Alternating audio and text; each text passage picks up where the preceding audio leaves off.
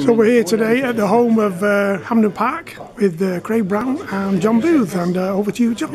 Yeah, Craig and I go back a long way, and I'm delighted he took the time out to come to this first networking event that we've run in Scotland. We've been very well supported by the SPFL Trust, who do a lot of good work with Scottish clubs, and I think that's helped boost the attendance because we've had over 40 clubs registered to come to this event, and most of those have made it.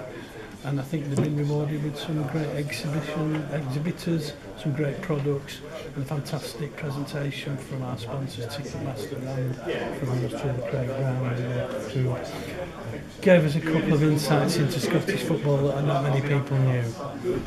Well, I know about sponsorship because that's one of the ways to keep Scottish football alive. And I told the folks a couple of stories about the first ever sponsored match in Scotland and the first ever sponsored jersey. And the jersey one would interest people because Hibernian had Bucktat as their shirt sponsor.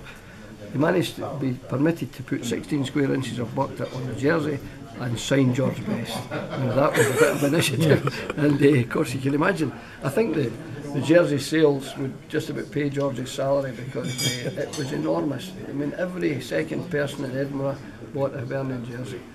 But to come back to the event, I think the Football Trades Directory is very, very prominent in England, but it's not well known in Scotland. And I think after today, and with a few more events such as this, it will be equally prominent in Scotland. And I think I'm honoured to be asked to come along because I worked, as I said, with John and Tony Scholes at Preston, and then they were headhunted, and off they went to Stoke City, which was a disaster for Preston. But then Alec Ferguson, I met him, just nothing to do with these guys. They just said to me, the best run club in England is Stoke City.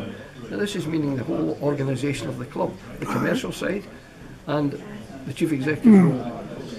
He didn't talk about the football side, he was meaning the club as a football club. And he genuinely said that, and I thought, that's quite an accolade from Sir Alec, because he knows everything about football, as he keeps telling me.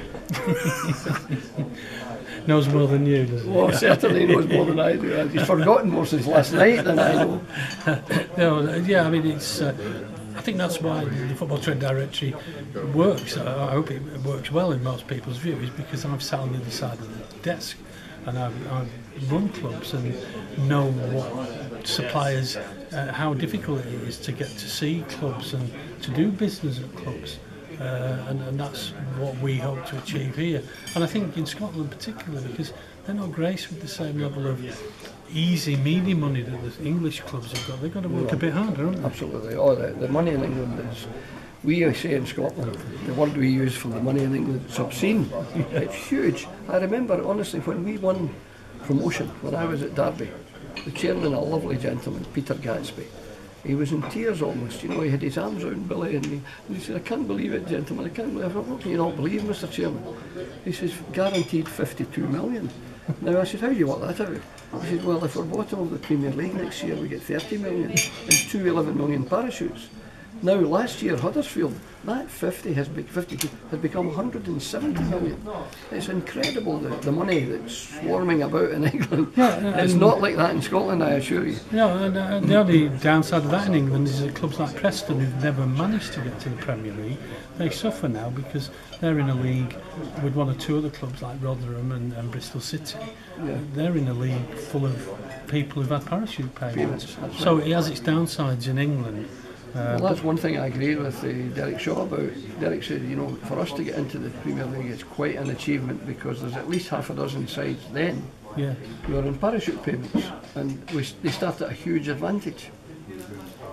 But in Scotland, they don't have the same luxury of them washing around with TV money. So hopefully, some of the clubs who've been here today will have benefited, and hopefully they'll the start of something big. Yeah, yes, well, I represent Aberdeen Football Club. I'm on the board at Aberdeen, and you know, I've got a colleague of mine who's in the commercial side, Dave Bowman, who's mainly technician there, very clever guy, fancied and qualifications.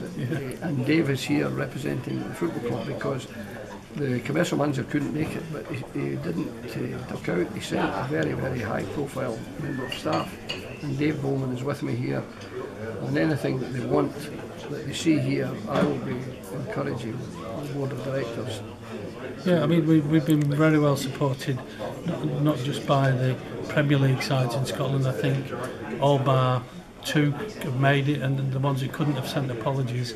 And we've had over, said, 40 clubs registered for this event. And there's only 48 in the league, so that's a pretty good effort. I wish when we were running the events in England we could get the same percentage of the clubs to turn up. Well, I see football guys here. You know, I see, for example, 2 outstanding players here. Warren Hawke from Morton Football Club.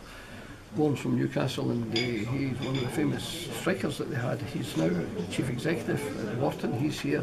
Jerry Craney from Partick Thistle Football Club, an under-21 internationalist, and now of course retired, in charge of the youth development there. So these are 2 football guys from the coalface who are here along with all the other delegates, and it's impressive to see the club represented here. Well, it's been an absolute pleasure to hear from you today. It's been fantastic. Anything else to add, John? No, I just hope that we get the chance to repeat this next year, because from our perspective it's been a successful day. We've had some great feedback, and I'll be talking to the guys at Hampden about doing a repeat next year. Yeah, I'm sure the feedback will continue, because, you know, I dare to till all the messages come into you, John, and I'm sure they will, because, you know, I've spoken to many of the exhibitors, and they're very enthusiastic about 2 things. 1, the whole setup, and 2, the venue. The venue's the home of Scottish football here. This is where we beat England all the time, you see. So this is where Kane had to come out just in the last kick of the ball to get a draw when we were up 2-1, and Harry Kane got a draw. But you know, this is the place, and you can see it's well appointed inside. Yeah, it's not outside. It's a bit, how can we say, Spartan in some areas. We've had 50 of these events nearly in England. I can honestly say this is the best venue we've been at, and we've been at we've been at quite a few Premier League venues, but this is by far the best venue that we've been at. I thought you'd have said the second best, Preston North End. Well, no, funnily enough, I've never had an event there. Oh, come on. No, it's bizarre. Right. Well, obviously we need to sort that out next year. I suppose it's because it's local in the. I don't know. It's like decorators never decorate their own houses, do they? You know, that's right. It's so local, and I've been profit in his own land. But you know, once they get rid of the what was it, the museum? Yeah. There must be a venue there where you could hold this. You know. well, we was told to bring our boots, so John, Craig and myself are off to have a kick around on the pitch. Thanks very much, gentlemen. Well, hopefully we don't do like Harry Kane did. Scored an equaliser out there in the last minute. Thank you very much. Thank you.